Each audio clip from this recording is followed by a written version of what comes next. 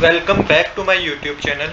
आज हम करेंगे क्लास 11th की अकाउंटेंसी का चैप्टर 9 जिसका नाम है बुक ऑफ ओरिजिनल एंट्रीज का सोल्यूशन नंबर 14 का ए पार्ट। क्वेश्चन नंबर 14 का ए पार्ट बच्चों मैंने ऑलरेडी नोट कर रखा है। क्वेश्चन नंबर 14 के ए पार्ट में हमें कुछ ट्रांजैक्शन गिवन है जिसकी आपको जर्नल एंट्री करनी है। चलिए जनरल एंट्री शुरू करने से पहले गोल्डन रूल्स को समझ लेते हैं। जब भी आपको जर्नल एंट्री करनी है, आपको ये मान के चलना है कि आप एक अकाउंटेंट है और ये आपके बिजनेस की ट्रांजैक्शन है। अब आपके बिजनेस में आपने सेल्स करी है, परचेज करी है, उसके हिसाब से आपको ट्रांजैक्शन की जर्नल एंट्री करनी है।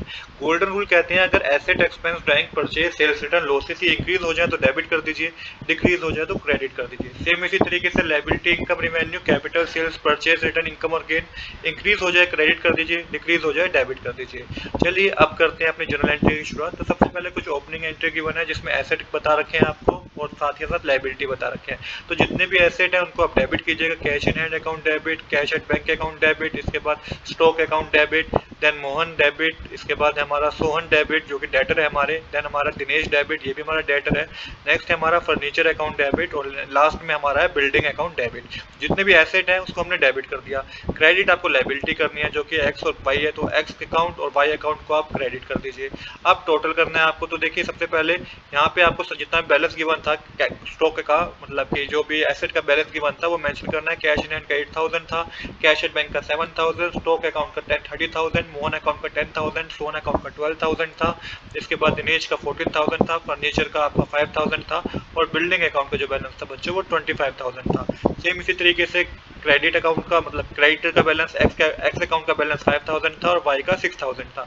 अब आपको टोटल करना है। तो ये टोटल कैसे करेंगे आप? अगर आप ये टोटल एसेट साइड प्लस करेंगे तो 1,11,000 होगा और आप उसमें से 11,000 माइनस करेंगे तो कैपिटल अकाउंट का बच्चों जो बैलेंस होगा वो होगा आपका 1 लाख रुपीज। तो ये हमें कैपिटल अकाउंट का बैलेंस पता चल गया जो कि 1 लाख रुपीज है। तो ये हमारी ओपनिंग एंट्री हमने कर दी है। अब हमें करनी है पहली जर्नल एंट्री जो कि अप्रैल 2 की है।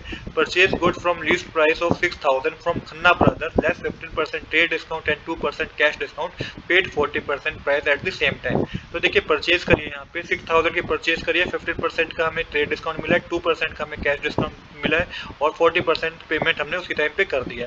किस तरीके से इसको करेंगे आइए समझते हैं। पहले कैलकुलेशन समझ लेते हैं। देखिए लिस्ट प्राइस 6,000 रुपीज का है, यहाँ पे लेस करेंगे ट्रेड डिस्काउंट जो कि 15% होगा। 6,000 का 15% ट्रेड डिस्काउंट बच्चों कितना होता है? ये आपका होगा बच्चों पूरा 900 रुपीज का। अब 6,000 में से 900 रुपीज माइनस करेंगे तो टोटल जो परचेज मानी जाएगी वो मानी जाएगी 5100 की। अब क्या करा है हमने? 50 रुपीज की हमारी टोटल परचेज मानी जाएगी। इसका 40% हमने पे भी कर दिया है कैश में। तो 50 मल्टीप्लाई करेंगे 40/100 से, तो ये टोटल अमाउंट जो हमने पे करा है वो 2040 रुपीज का हमने पे करा है। इस पे 2% हमें कैश डिस्काउंट मिला है तो 2040 का 2% कैलकुलेट करेंगे, इतना हमें डिस्काउंट मिला है तो कैलकुलेट होकर आपके पास जो आएगा बच्चों वो 41 रुपीज आएगा। तो एक्चुअल में हमारा हमने अमाउंट पे करा है वो पे कितना करा है? एक्चुअल में जो हमने अमाउंट कैश में पे करा है वो हमने करा है 2040 माइनस 41 रुपीज करेंगे तो ये कैलकुलेट होकर आपके पास 1999 रुपीज आएगा। इतना अमाउंट हमने पे करा है। चलिए अब इसकी जनरल एंट्री करते हैं। तो पहले परचेज अकाउंट डेबिट होगा to cash account, to discount receive account, to Khanna brother. तो देखिए परचेज टोटल 5100 रुपीज की थी, कैश में हमने 1999 रुपीज पे करे हैं, डिस्काउंट हमें 41 रुपीज का मिला है। अभी भी हमें खन्ना ब्रदर को कितना अमाउंट पे करना है? 3060 रुपीज अभी भी हमें खन्ना ब्रदर को पे करने हैं। तो इस तरीके से आपको सेकंड ट्रांजैक्शन की जनरल एंट्री करनी थी। तीसरी ट्रांजैक्शन है receive a draft from Mohan in full settlement and deposit it in the bank. तो यहाँ पे ड्राफ्ट रिसीव हुआ है मोहन से 9,750 का। तो मोहन से कितना अमाउंट लेना था? 10,000 रुपीज हमें लेने थे, पर उसने 9,750 रुपीज ही हमें दिए हैं और उसने अपने ड्राफ्ट को बैंक में जमा भी करा दिया। तो देखिए यहाँ पे पैसा आया है बिजनेस के पास। तो बैंक अकाउंट डेबिट, डिस्काउंट दिया है हमने, discount allow account debit, to करके मेंशन करेंगे टू मोहन। क्योंकि 10,000 रुपीज देने थे, 9,750 रुपीज दिए तो 250 का तो उसने हमें डिस्काउंट दे दिया, 9,750 रुपीज का उसने चेक दे दिया, मतलब कि ड्राफ्ट दे दिया। टोटल हमें उसे 10,000 रुपीज लेने थे। तो इस तरीके से हमारी थर्ड ट्रांजैक्शन की जनरल एंट्री भी हो गई है। इसके बाद हमारी अप्रैल 5 की जनरल एंट्री जो कि purchase good from Suresh of the list price 8,000 at 20% trade discount and paid him by cheque.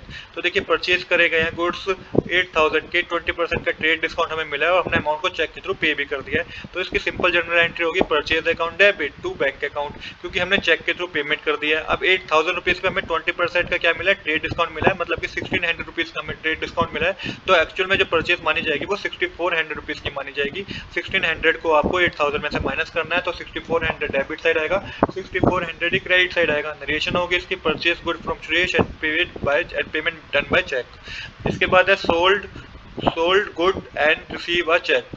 तो यहाँ पे जो सेल हुई है बिजनेस में, हमें चेक रिसीव हुआ है 25,000 रुपीज़ का। तो पेमेंट यहाँ पे पैसा आया है बिजनेस के पास। तो देखिए चेक रिसीव हुआ है तो चेक अभी बैंक में जमा नहीं कराया, तो आप मेंशन कीजिएगा cheque in hand account debit to sales account, 25,000 का अमाउंट डेबिट साइड, 25,000 का अमाउंट क्रेडिट साइड। तो इस तरीके से अपने लेट की ट्रांजेक्शन कंप्लीट हो गई है।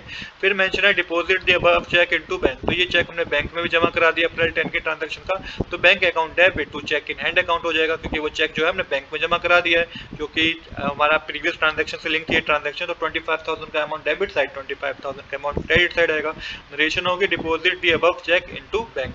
इसके बाद है Sohan deposit in our bank account 4,000। तो सोहन ने हमारे बैंक अकाउंट में पेमेंट जमा कराई है, पेमेंट आई हमारे पास, मतलब कि पैसा आया हमारे पास।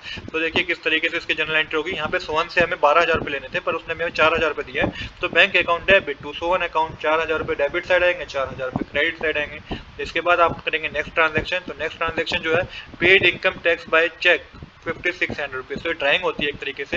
तो यहाँ पे मेंशन करेंगे ड्राइंग अकाउंट डेबिट टू करके मेंशन करेंगे टू बैंक अकाउंट, क्योंकि चेक के थ्रू पेमेंट करी है हमने। तो 5,600 का अमाउंट डेबिट साइड आएगा, 5,600 का अमाउंट क्रेडिट साइड आएगा।